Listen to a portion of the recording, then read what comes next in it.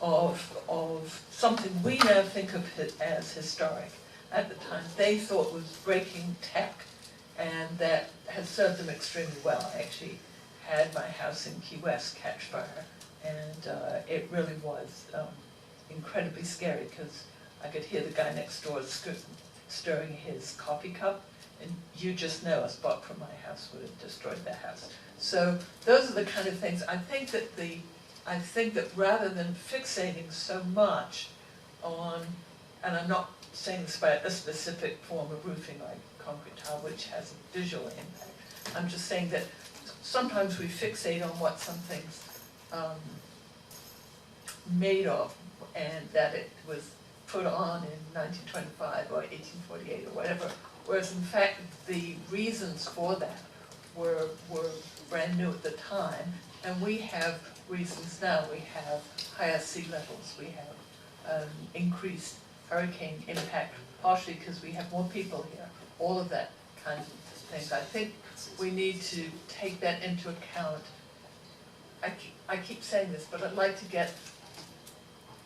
to think of that more proactively and less about saying you can't have something on your house, and more about what do we really want to see on houses and why.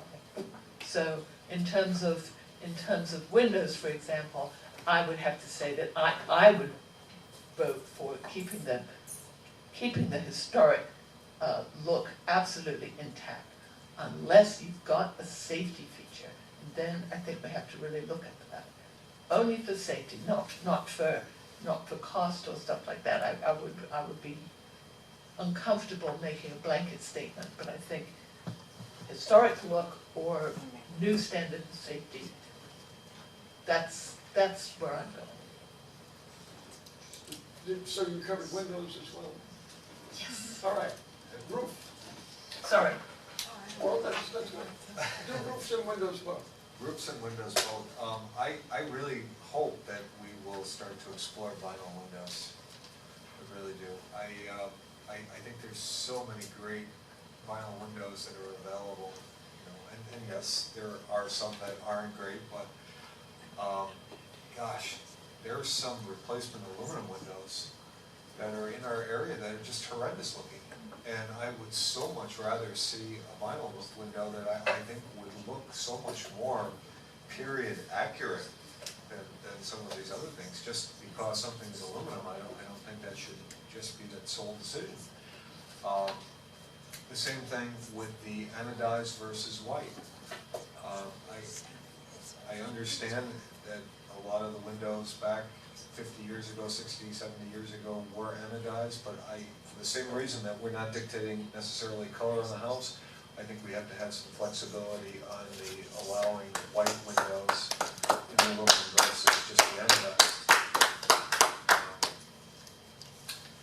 The roofing, I feel very strongly with what Herman said. I love tile roofs. I think they're really important to our area. I think they add a lot of character to the homes, and sometimes that is really the only definitive stamp on a house of a certain time period. However, when those tile roofs have been gone and different style roofs have been put back on, so much of that character is gone at that point that I don't know that switching from a shingle roof to a metal roof is so awful at that point. And I think, like Herman said, I like the standing seam roofs. I am not a big fan of the 5B crimped roofs, but I think that maybe we need to talk about that a little bit more deeply. Yes? When it comes to roofs, I like the tile roofs personally, but I think homeowners should be given the flexibility to upgrade the roofs if they choose to. There's a big difference in your insurance for wind insurance.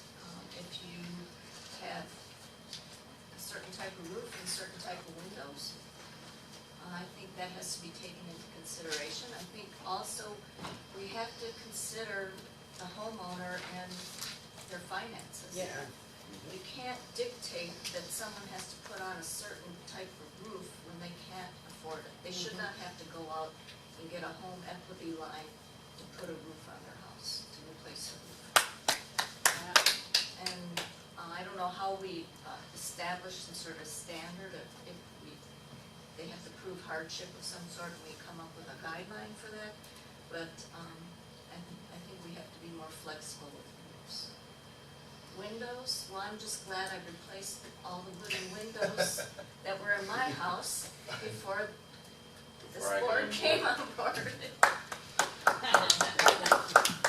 As a single woman in a house, I feel much safer with impact windows. It's very hard for anybody to break in.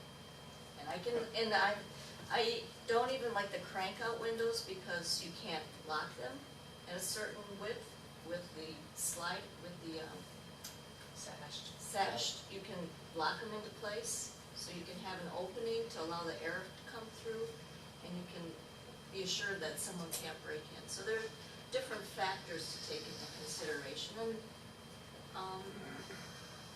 I think we should be more flexible, as long as it has a look. If we want to preserve the look, that's fine. But I think we have to have a little more flexibility. Which is contradictory to consistency. Darren? Roofs. I think things have changed over time. People have realized certain materials are better than other materials that have been used in the past. In this climate, I'm not a big fan of asphalt shingles, and I think the general public is not aware that asphalt shingles cost them more in their air conditioning bill, especially when they decide to pick medium and dark colors. I know I just bought a house, and the only frustration I have with the house is it's got a 30-year GAF timberline roof on it. It's 13 years old and it's got a leak. And it's now that it's getting hot out, although we've only had the place a few weeks, but the certain areas of the house are getting very hot when the sun beats down on it.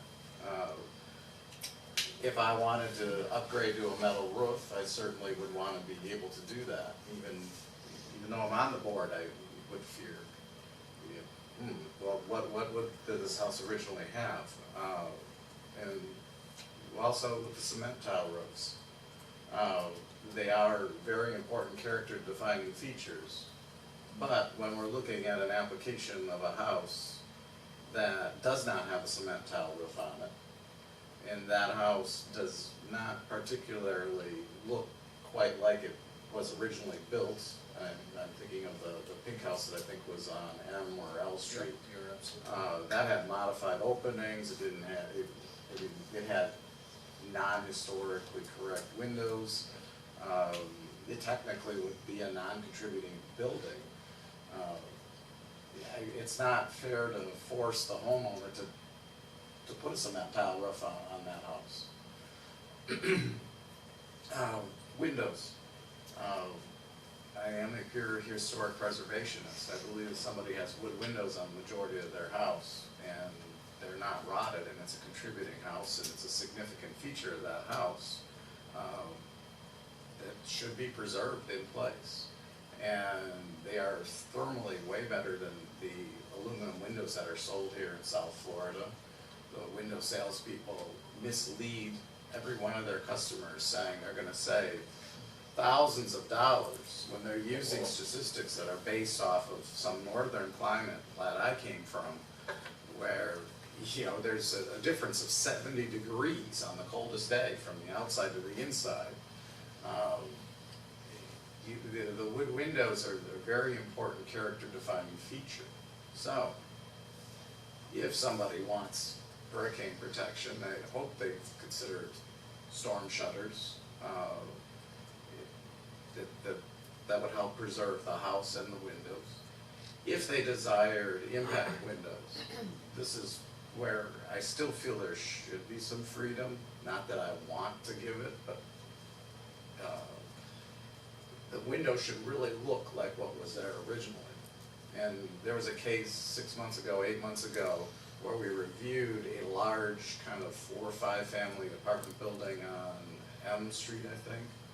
I voted against the approval, not because it was vinyl windows, and not because all the wood windows are there, because they certainly weren't there. I voted against it because in our hasten to say we can approve vinyl windows, we approved a one heck of an ugly vinyl window.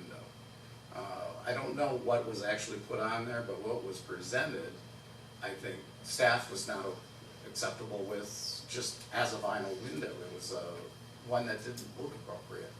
So when we do look at replacement windows, we have to make sure that, not just that it's a vinyl one or it's an aluminum one, and I'm not, 10 years ago I would have never said vinyl would be acceptable, but the material's gotten a little better, and some of the windows have gotten a little better.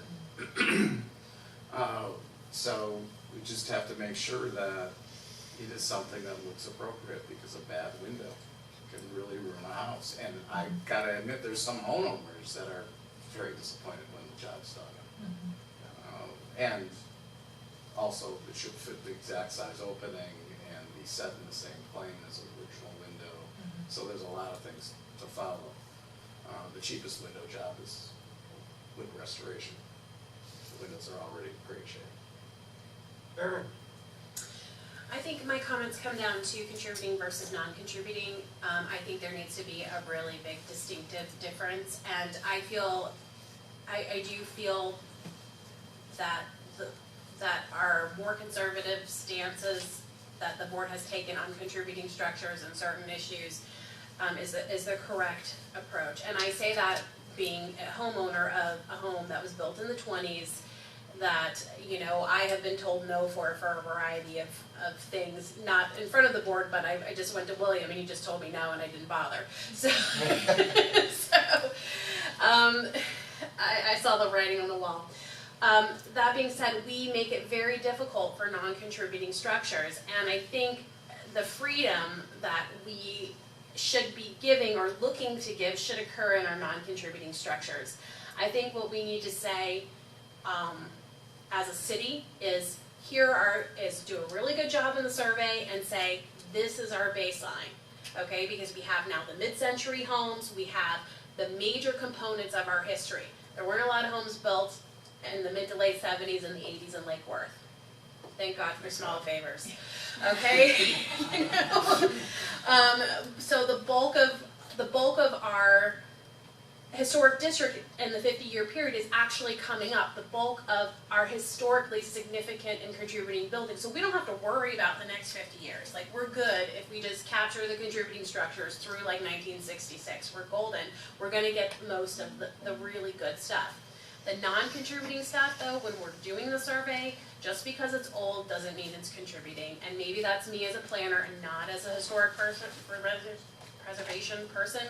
I think we really need to be careful about what we're truly designating contributing, and I really like Judith's idea about maybe having like a contributing plus, like, hey, these are real special, these are special, but these are super special. And not quite landmark, but something akin to that. For the non-contributing structures, I think we should have for roofing, if you're non-contributing, doesn't matter what you want. You want a metal roof, you can have a metal roof. If you want asphalt shingle, okay, that's groovy. You can get asphalt shingle in white, silver, beige, or light gray. If you want a different color, you can go before the board. Okay, like weird green colors or red colors or something that are not, those are not complementary to the historic character of the adjacent property, which is, I think, where we should be going. I think, in my plannerese language, what I'm saying is we're doing consistent with, not complementary to, and for non-contributing properties. And in my mind, there's a distinct difference in that. And if you're on this list and you do any of those things, you get a staff level approval. You just see Amy, you get your check mark, you go get your building permit, and we never see you or hear from you, any of those things. If you want to do something crazy, then you have to come before us and say, this is the crazy thing I want to do, and here's why I should be able to do it. And as far as windows, I'm of the same opinion. I think for non-contributing structures, you know, as my 2-year-old would say, to quote Frozen, you need to let it go. You know, it's, we're winning the battle, we're losing the war. And in part, that's why the ordinance that we have was so badly implemented. It was not implemented to the letter of the law, was because we were selling people on the beginning of the historic district concept, which they were not 100% sold on.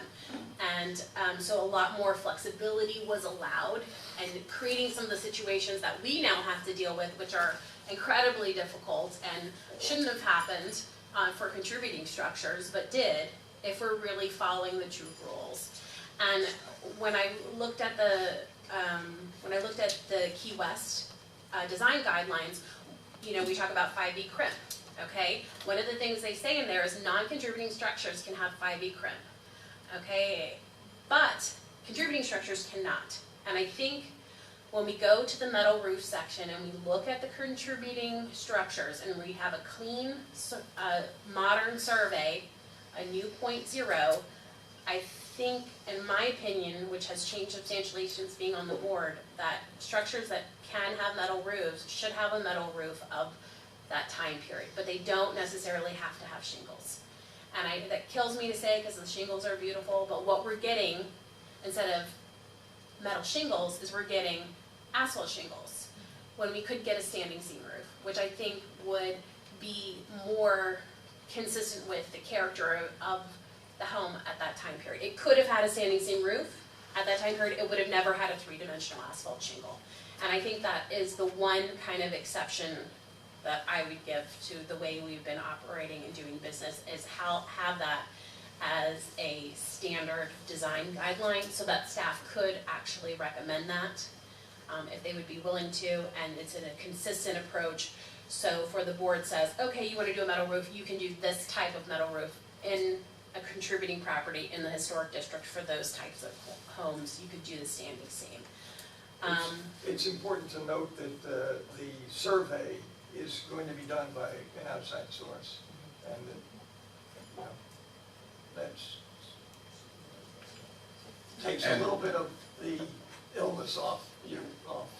We don't anticipate it being finished until the end of the year, though, Well, the earliest. we're looking forward to it. No, but we're talking also in you know, greater context, and I hope that we can do design guidelines. I hope we can have those general guidelines that talk about you know, contributing versus non-contributing in historic districts. But I also hope that we have a document in the end with the rules and the rules and guidelines for the non-contributing structure could be in fact applied to the entire city should the neighborhood groups wish it. And that we have clear, because I think there are a lot of maybe neighborhood groups where there are different economic situations in which the historic districts were not put there because of the socioeconomic issues that are in those districts. Their historic districts are a little bit more expensive to be in. And I think that that was the decision not to make those areas historic districts. They have huge amounts of historic properties, and we do have a character of traditional homes and mid-century modern homes. And windows, I think I would have to echo Darren's thoughts on contributing structures and say that especially that if people are going to modernize and choose an updated window, that needs to be in the same opening, especially on, I would be more willing to consider amendments to openings on sides or backs. I think that's a back of homes. I think those are good standards to have flexibility, to make the home more modernized, more livable, but that the front of the home really needs to be consistent with what was original to the home for contributing structures. And I think staff has made those statements and has done a good job as far as making those tweaks. And there's some other thing I was going to say. I'll think of it later. Yeah, I'm sorry, I What? meant to Oh. mention. Wait, hold on. I remembered my thing. Hold on. I have a different thought on impact windows than Judith does, and we came to a different conclusion. Is, you know, she likes the impact windows for safety. I don't like the impact windows for safety because my house is wood, And I'm afraid that thing is gonna light on fire one day, and the fire department's not gonna be able to get in, because fire departments can't get in your home if you have, They can break the wall. There- they have a way, but it takes them a really long time, and my house would be totally burnt down. My 1,000-foot woods house would be burned down, and I'd be dead before they could get in and open the window. Okay. So that's my thought. And just, Yes, just I wanted, do. just Staff, wanted do to, you wanna wrap up, I agree with you on the I rear think you give us a lot of good elevation. feedback. There was a number of things you discussed that we as staff, we don't always agree on the same things either. I'm a little more old school than the newbies. I've worked with historic districts that evolved to the point where they started out socioeconomically very disadvantaged, and then because the historic district brought a cachet, and Mr. Engel brought up West Palm, they now, and some of them, are advocating the third renovation and doing it really right. Versus the Home Depot special, which they just banded it together. That's one reason why I think West Palm's gone through 3 iterations of design guidelines. Other communities have too, and it struck me too that we probably need to look at some other communities that have seriously looked at mid-century modern structures, parts of South Beach, Coral Gables, I think Miami Shores, and look at their guidelines and see how they treat those.